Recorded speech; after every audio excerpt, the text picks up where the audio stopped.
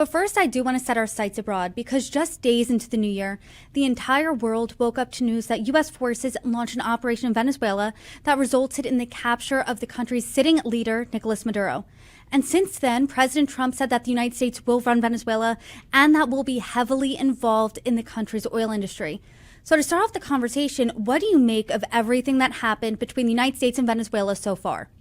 Look, Brittany, that was profound. I mean, it was absolutely incredible to see U.S. troops. Of course, we've seen that in other South and Central American countries in the past, but absolutely remarkable. Like my first takeaway was that Delta Force is unbelievable to carry out a mission like that in another country without casualties.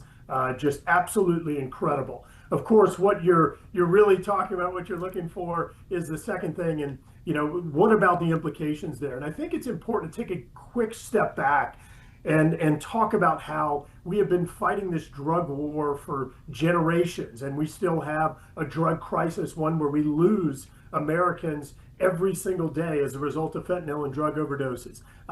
We have been fighting this terrorism and the problem with Hamas and Hezbollah and the Houthis in Yemen and others for decades and decades.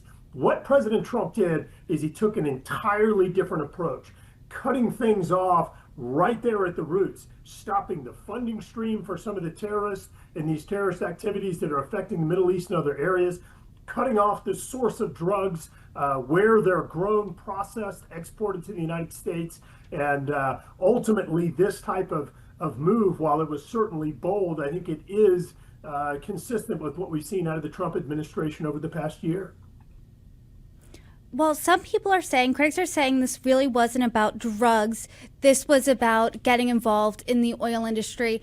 And they're saying it's not about drugs because nowhere in the indictment was fentanyl mentioned. Instead, cocaine was mentioned. I'm not saying cocaine's great. I'm not poo-pooing that at all, but that's not fentanyl. Another thing is if President Trump was so concerned, he would go after the cartels in Mexico. Also, he wouldn't have pardoned the former president of Honduras who was convicted of drug crimes. What do you say to those criticisms?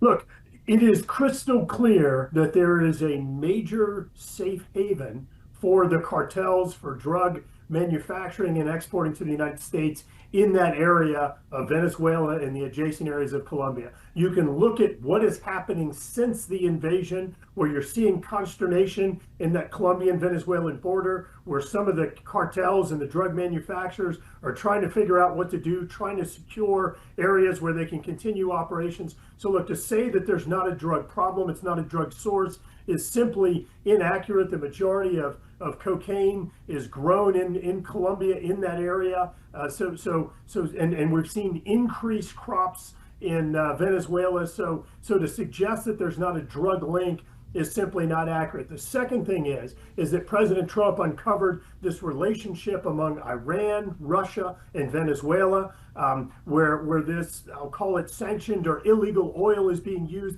and those funds are being used to fund some of these illicit operations, like it's helping to fund Russia's invasion of Ukraine. It's helping to fund Iran and some of their groups that are acting as their proxies. So if we can cut off the funding stream, then ultimately it's a tool in helping to resolve the Ukraine invasion, and it's a tool to help to create or to maintain stability in the Middle East.